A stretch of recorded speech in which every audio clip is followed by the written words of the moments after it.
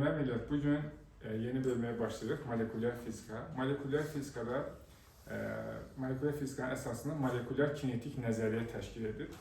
Cisimlərin quruluş və xassələrini, onu təşkil edən molekuların hərəkətli və qarşılıqlı təsiri nəticəsində öyrənən nəzəriyyə molekulyar kinetik nəzəriyyə adlanır. Molekulyar kinetik nəzəriyyənin 3 dənə müddəası var. Müddəalar yazıram bura. Birinci müddəa nədir? Bütün cisimlər hissəciklərdən, yəni atom və molekullardan ibarətdir. Mən bura qısaca yazacağım zərrəciklər. Yəni, bütün maddələr nədən ibarətdir? Zərrəciklərdən. İkinci, bu zərrəciklər daim fasiləsiz, xaotik hərəkət edir. Xaotik hərəkət nizamsız hərəkət deməkdir. Bura qısaca yazılan açar söz kimi xaotik hərəkət. Üçüncü, bu hissəciklər daim, dedik ki, ikinci müddədə fasiləsiz hərəkət edir. Üçüncü nədir? Zərrəciklər arasında qarşılıqlı təsir qüvvələri mövcuddur. Yəni, cazibə və itələmə qüvvələri. Buraya yazılan qarşılıqlı təsir. Deməli, bunlar açar sözlər oldu uşaqlar. Bütün maddələr zərrəciklərdən ibarətdir, yəni atom molekullardan. İkinci, bu hissəciklər daim xaotik, nizamsız hərəkət edir. Üçüncü, zərrəciklər arasında qarşılıqlı təsir qüvvələri, yəni cəzbetmə və itələmə qüvvələri mövcuddur. Bu müddəaların hamısı təcrübələrlə təsdiqlənir. Təcrübə ilə təsdiq olunur. Məsələn, elektron və ion mikroskopları vasitəsilə kifayət qədər iri molekulların şəkilləri çəkilir. Bu birinci müddəanın doğru olduğunu izah edir. İkinci, müddəanı təsdiq edən nədir? Hansı hadisələrdir? Diffuziya hadisəsi. Diffuziya hadisəsi. Diffuziya hadisəsi nədir uşaqlar? Təmasda olan, yəni bir-biri qarşılıqlı təsirdə olan maddə molekullarının öz başına bir-birinə qarışması adlanır diffuziya. Məsələn, kimsə qəşəng bir dənə ətir alır, havaya püskürdır bir dənə, nə qəşəng qoxusu gəlir deyirsiniz. Və ya kimsə bir dayday avtobusda ayaqqabısını çıxardır, bilirsən ki, kimsə ayaqqabısını çıxardır. Nə olur? Bu qoxu havada yayılır. Bu diffuziyadır uşaqlar. Yaxşı və ya pis qoxunun havada yayılması diffuziyadır. Meyvə və tərəvəzlərin turşularının qoyulması, mürəbbələrin bişirilməsi bu diffuziya hadisəsidir. Və ya, məsələn, paket çayları tələsəndə suyun içərisinə daxil edirik, rəng çıxır oradan, çayın tamını verir, düzdür? Bu da diffuziya hadisəsidir. Diffuziya hadisəsinin sürəti nədən asılıdır? Bir, asılıdır molekullar arasındakı məsafə. Molekullar arasındakı məsafə.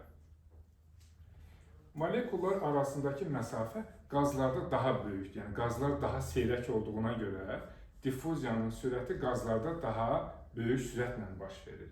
Arada boşluq çox olduğuna görə bir-birinə asanlıqla daxil ola bilirlər. İkinci, nədən asılıdır? Temperaturdan asılıdır. Temperatur. Temperatur artdıqca, deməli, molekulların hərəkət sürəti artır, diffuziyanın sürəti artır.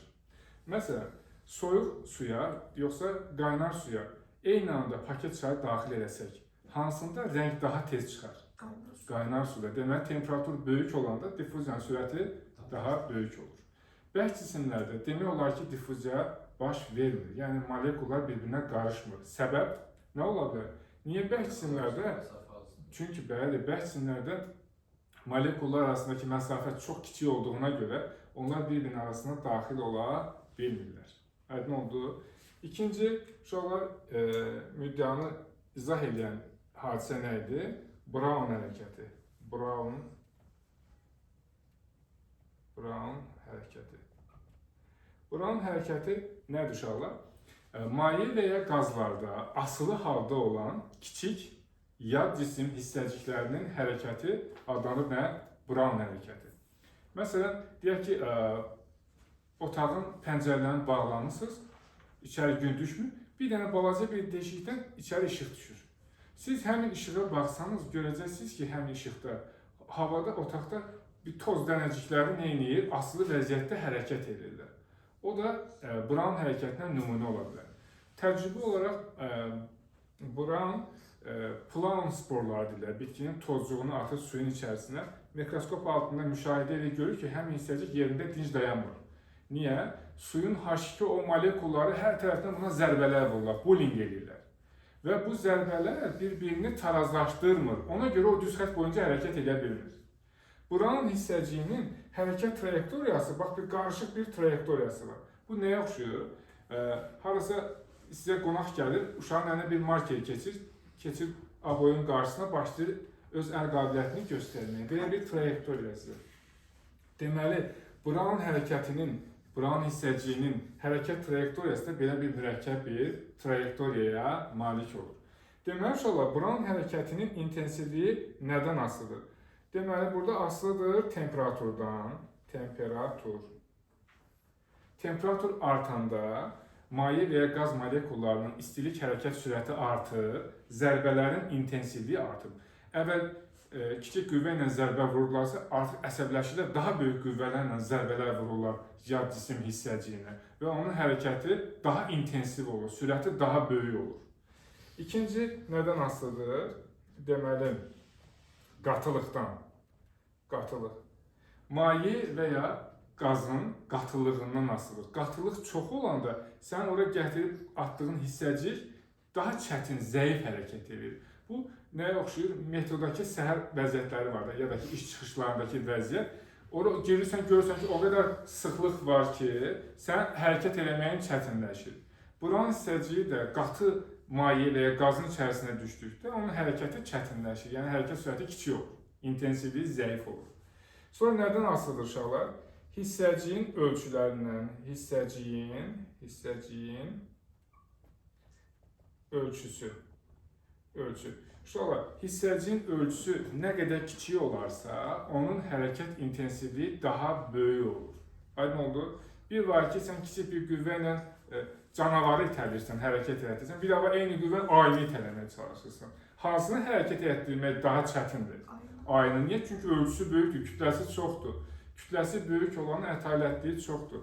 Hissəciyin ölçüsü kiçik olanda, buran hissəciyinin ölçüsü kiçik olanda, onun hərəkət intensivliyi daha böyük olur uşaqlar.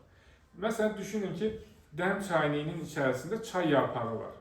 Çay yarpağı bildiyimiz Azər çay, arada reklam olsun da. Deməli, nə olacaq? Su molekulları həmin yarpağa təsir göstərir. Sizcə su molekullarının zərbələr nəticəsində o başına döndüyümüz çay yarpağı hərəkət edə bilər? Bilməz. Niyə? Çünki onun ölçüsü molekulların ölçüsündən çox-çox böyükdür. Hərəkət etdirə bilməz. Deməli, burada vacib şeylərdən biri nədir? Hissəciyin ölçüsü. Tərifdə də dedik axı, maye və ya qazlarda asılı halda olan kiçik yad cisim hissəciyinin hərəkəti. Burada hamısı H2O molekullarıdır, öz qruplarıdır. Kənardan biri gələndə yad cisimdir axı. O reklam var, yad adam görürlər və ona hər tərəfdən zərbələr endirirlər. Uşaqlar, burada nəyə diqqət eləməliyik? Həmin yad cisim hissəciyinin hansı maddədən olmasının fərqi yoxdur. Burada nə eləmir? İlkçilik eləmirlər. Yəni, yox, bu bizim tanışlardandır, bizim qohumlardandır, bu yaxşı oğlandır, bu pis oğlan demirlər. Yəni, hissəciyin maddəsinin növündən asılı deyil. Yadda qalar, hissəciyin növündən asılı deyil. Yəni, hansı maddədən olmasından asılı deyil. Növündən asılı deyil. Görmək olur, yoxsa yazılar çox xırdadır? Demək, uşaqlar, bura qədər sual olan var. Bəs birinci müddəanın doğru olduğunu necə müəyyən edirlər? Mikroskoplar vasitəsilə molekulların şəkillərini çəkdilər və s. İkinci müddəanın doğru olduğunu diffuziya hadisəsi və Brown hərəkəti ilə müəyyən edilər. Qaldı üçüncü müddəa. Üçüncü müddəada, uşaqlar, hər hansı bir elastik yay, purjin, ingilis dilində string, yayı uzadıb buraxsaz nə baş verər? O, öz əvvəlki vəziyyətinə qayıtmağa çalışır. Molekullar bir-birindən aralanmışdır. Onları əvvəlki vəziyyətinə qaytarmağa çalışan qüvvə cazibə qüvvəsi olar, yoxsa itələmə? Aralanmışsa, onları bir yerə yığmaq üçün neyini? Cazibə, itərsə biraz uzaqlaşarlar da. Uzaqda olanları bir yerə yığmaq üçün nə etmək lazımdır? Cəzb etmək lazımdır. Demək, molekullar bir-birinə aralananda onları əvvəlki vəziyyətinə gətirmək üçün cazibə qüvvələri daha üstün olmalıdır. Bəli, yayı sıxıb sərbəst buraxsaq, o öz-özünə açılır. Səbəb nədir? İtələmə qüvvələri üstünlük təşkil edir. Və ya karandaşı əyib qırmaq istəyirsiniz, amma görürsünüz çətindir onu qırmaq. Niyə? Çünki karandaşı əyəndə və ya xəttkeşi əyəndə yuxarıdakı molekullar bir-birindən uzaqlaşır. Onlar arasında cazibə qüvvəsi istəyir ki, əvvəlki vəziyyətinə gətirsin. Aşağıdakılar isə sıxılır, onlar isə bir-birini itələməyə çalışırlar və ona görə xəttkeşi, karandaşı əymək, qırmaq daha çətin olur. Aydın oldu? Əla. Deməli uşaqlar, indi ən çox sevdiyim hissə dırnaqçıqlar içərisində kimya ilə bağlıdır. Burada bəzi anlayışlar var ki, hansı ki kimyada onları öyrənirlər. İnformatika öyrənənlər də öyrənsinlər də məcbur. Deməli uşaqlar, bunlar nədir? Bu hansı anlayışlardır? Birinci, nisbi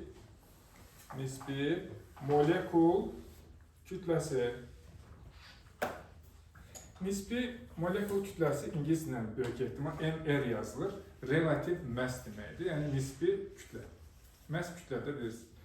Nisbi molekul kütləsi nədir uşaqlar? İstənilən maddənin bir atomunun kütləsinin, karbon atomunun kütləsinin 12-də birinə olan nisbəti. Adlanır nə? Nisbi molekul kütləsi və ya nisbi atom kütləsi. Kütlə bölünsün kütlə. Vahidi olmayacaq uşaqlar. Deməli, MR-in, yəni nisbi molekul kütləsinin vahidi yoxdur. Aydın oldu. Niyə uşaqlar nisbi molekul kütləsi anlayışından istifadə olunur? Çünki molekulların ölçüləri, kütləsi çox kiçikdir və sən yeni bir maddə almaq istəyirsən, bunun üçün reaksiya aparmalısın. Bir-bir götürüb molekulları, atomları ölçmək həm xəta çox olacaq, həm də çox çətin prosesdir. Ona görə nisbi molekul kütləsindən, müqayisəli kütləsindən istifadə olunur. Yəni suallar soruşula bilərsiniz ki, niyə burada 12-dir, başqa rəqəm yazılmır? Müxtəlif səbəblər var, kimya müəllimləri daha yaxşı bilərlər təbii ki. Deməli, o vaxtı bu nisbi molekul kütləsinin düsturu, formulu verilən zaman, deməli, ən geniş yayılmış qeyri-üzvü maddələrdən biri karbon idi. Təbiətdə geniş yayılmışdı, insanların onun haqqında məlumatı çox idi. Üstə gəlinsin, deməli, ucuz olması və s. 12-də bir götürməyinə səbəb olan şeylərdən biridir. Məsələn, azot götürsəydilər, 14-də bir götürməlidirlər. Aydın oldu? Yəni, həm də 12-nin bölənləri daha çox olduğuna görə bunun üzərində qalırlar. Mənim bildiyim məlumatlar bu qədərdir. Aydın oldu? Məsələn, oksigen götürsəydin, M0 oksigen 16-da bir yazılmalıydı. Aydın oldu? Deməli, uşaqlar, bunun haqqında çox danışıb özümüzü şeyə salmayaq. İkinci deyəcəyimiz nədir? Maddənin kütləsi. Maddənin kütləsi. Maddə deyən burada daha çox qazın kütləsindən söhbət edəcək. Maddənin kütləsi M ilə işarə olunur. Deyək ki, uşaqlar bir qabın içərisində müəyyən qədər qaz var və qaz molekullarının hər birinin kütləsi M0 olsun və bunlardan N dənədir. Hamısının kütləsi M0-dır. Onda bu qazın ümumi kütləsi nəyə bərabər olar? Birinin kütləsini vuraram sayına. Onda M nəyə bərabər olacaq? M0 vurulsun N-ə. Demək, M0 nə oldu? Bir molekulun kütləsi N, molekulların sayı. Kiçik M isə ümumi maddənin kütləsidir. Uşaqlar, maddənin kütləsi molekulların sayından necə asılı olar? Düz asılı olar. Maddənin kütləsinin vahidi nəyə bərabər olar? Bilirsiniz, BC-də əsas vahiddir. Kilogram olar. Aydın oldu. Sonra uşaqlar, üçüncü Avogadro sabiti. Avogadro sabiti. Na kimi işarə olunur. Na. Avogadronun baş hərfi. Avogadro sabiti nəyə bərabər uşaqlar? 12 qram karbonda, 6-12, buna da izotopu da, 12 qram karbonda olan atomların sayı 6,2 10 üstü 23'dür. Bax, bu ədəd və bu sabit Avogadro sabitinə bərabərdir. Vahidi də mol üstü -1'dir. Deməli, Avogadro sabitinin qiyməti 6,2 10 üstü 23'dür. Vahidi də 1 bölünsün moldur. Mol nədir? Onu da göstərəcək burada. Sonra hər hansı bir maddədə 6,2 10^-23 sayda atom varsa, həmin maddəyə deyirik 1 mol. Aydın oldu? Sadəcə karbonun 12 qramında bu qədərdir. Başqa bir maddənin başqa kütləsində bu qədər atom olacaq. Aydın oldu? Sonra deməli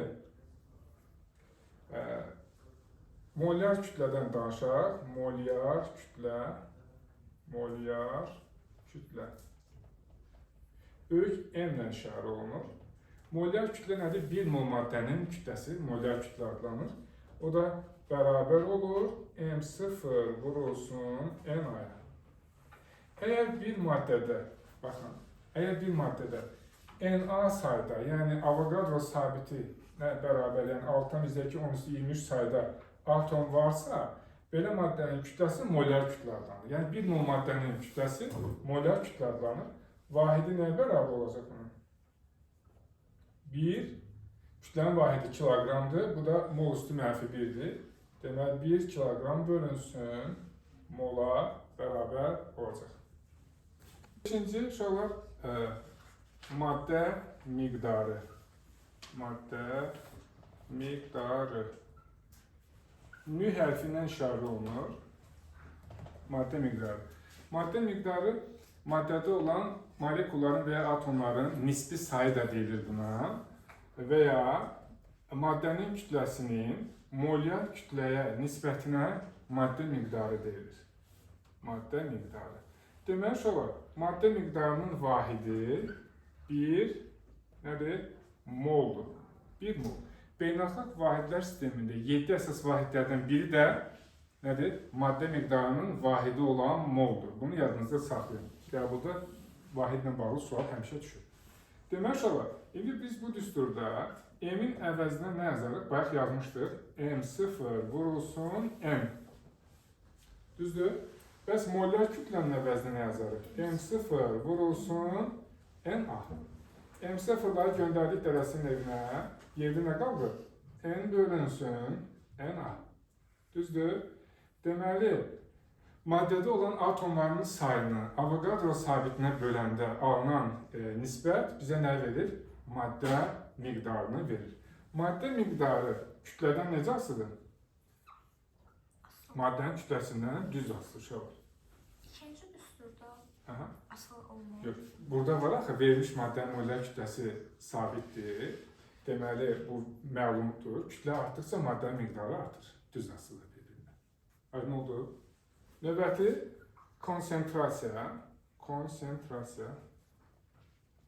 Yəqin konsentrasiya indiyə qədər başqa mənasını bildikdə bir şeyə fokuslanmaq, diqqət etmək. Buradakı konsentrasiya o deyil. Konsentrasyonun pozulduğu zar, o şeylər buna aid deyil. Demək, konsentrasiya kiçik n-lə işarə olunur. Konsentrasiya bərabərdir. Maddədə olan molekulların və ya zərrəciklərin sayı bölünsün həcm. N bərabərdir, n bölünsün b.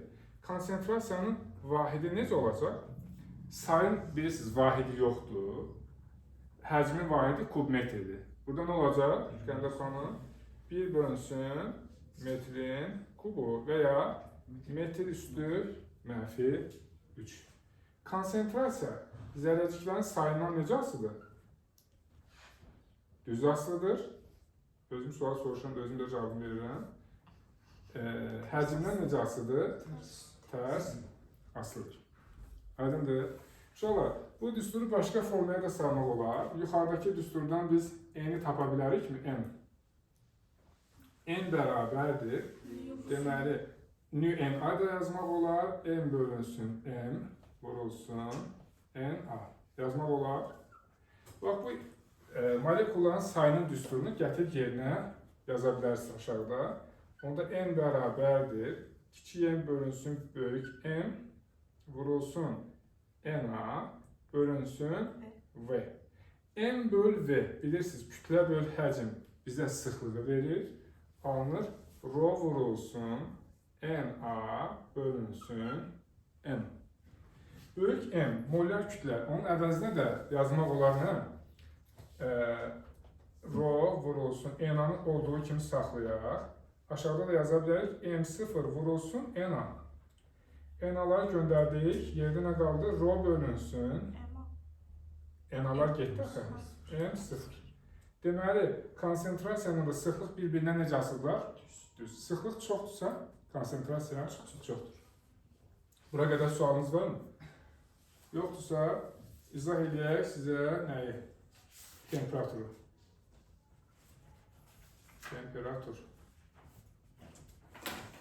Temperatur cisimlərin qızma dərəcəsini müəyyən edən kəmiyyətdir. Məsələn, fərqli əşyalara əlinizi toxunursunuz, deyirsiniz ki, tutaq ki, qızdırıcıya toxunursunuz, deyirsiniz ki, bu istidir. Başqa bir soyuducuya toxunursunuz, deyirsiniz ki, bu soyuqdur. Yəni, cisimlərin qızma dərəcəsi müxtəlifdir. Cisimlərin qızma dərəcəsini müəyyən edən kəmiyyət temperatur adlanır. Temperatur kinetik enerjinin ölçüsüdür. Bu nə deməkdir? İzah edəcəm. Kinetik enerjinin ölçüsüdür. Ölçüsüdür.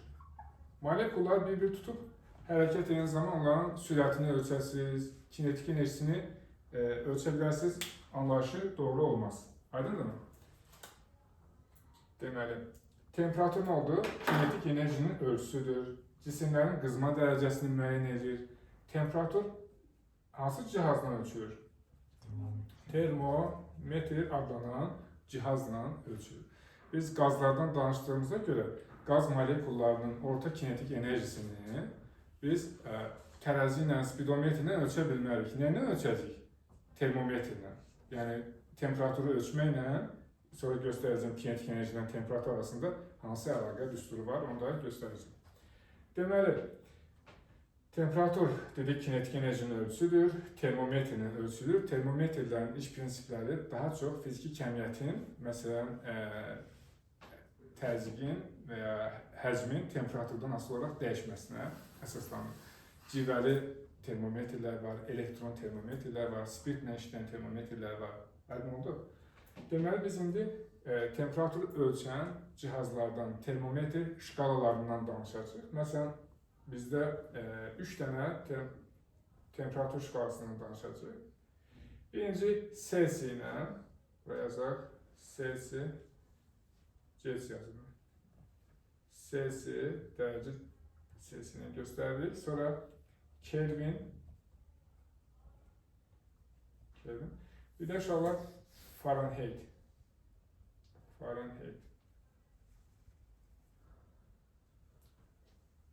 Onu da bu şəkildə göstərir. Termometrlərin bölgülənməsi iki istinad nöqtəsinə əsasən müəyyən olunur. Yəni, nə deməkdir? Buzun ərimə temperaturu və ya suyun donma temperaturu bilirsiniz 0 dərəcə Celsius. Suyun qaynama temperaturu isə 100 dərəcə Celsiusdir. Deməli, 0 ilə 100-ün arasında hər bölgü 1 dərəcəni göstərirsə, neçə bölgü olacaq burada? 100 bölgü olacaq. Aydın oldu. Sonra inşallah ikinci Kelvindir. Kelvinlə Celsius arasında əlaqə düsturunu yazacağım burada. Mütləq temperatur T ilə, böyük T ilə işarə olunur. Celsius ilə Kelvin arasında T bərabər T üstə gəl 273 kimi əlaqə var. Deməli, T 0 olsa, Kelvinin 0 dərəcəyə uyğun qiyməti neçə olacaq? 273 olacaq, bəli.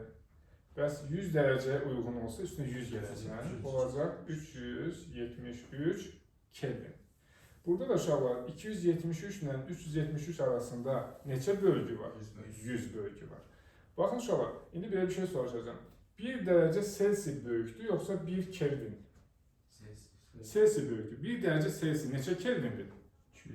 274 Kelvindir. Deməli, Celsius ilə Kelvin bir-birinə bərabər deyil. Ancaq onların dəyişmələri bərabər olacaq.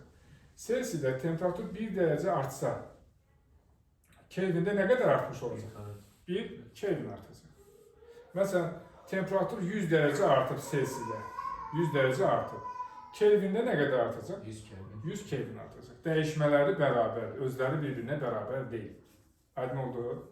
Yəni 100 dərəcə 100 Kelvinə bərabər deyil, dəyişmələri bərabərdir. Aydındır? Deməli, uşaqlar, 1 dərəcə Celsius dedik ki, 1 Kelvindən böyükdür. Mütləq temperaturun da vahidi BC-də əsas vahidlərdən biridir, 1 Kelvindir. T nə adlanır? mütləq temperatur. Təbiətdə 0 Kelvin tapılmır. 0 Kelvində hissəciklərin istilik hərəkəti dayanmalıdır, maddə dağılmalıdır, məhv olmalıdır. Yəni 0 Kelvin tapılmır.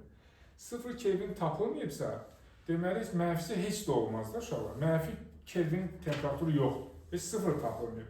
Mənfisi hardan tapılsın? Aydın oldu?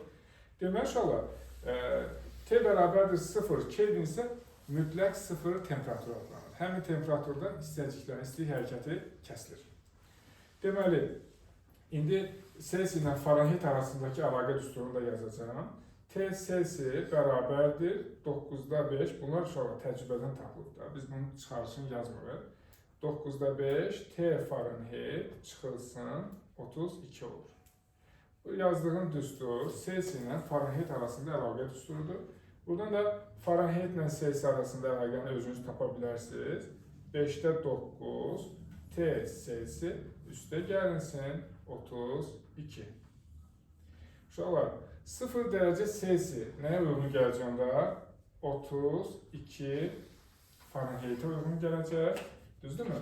Bəs 100 dərəcə neçəyə uyğun gələcək? 100 dərəcə qoysaq burada.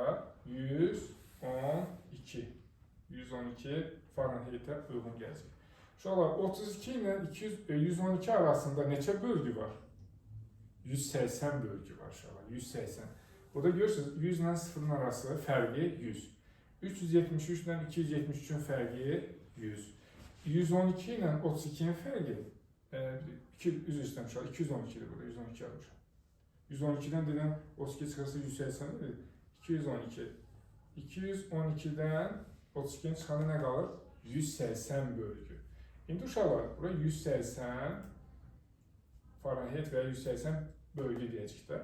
Onda delta T Fahrenheit nəyə bərabər olacaq? 1,8 delta T Selsiyə və ya 1,8 delta T'yə bərabər olur. Bu Selsi və Kelvində 100 dərəcə dəyişmə Fahrenheitdə 180 dərəcə dəyişməyə bərabər olur. Ona görə 1,8 dəfə çox olur.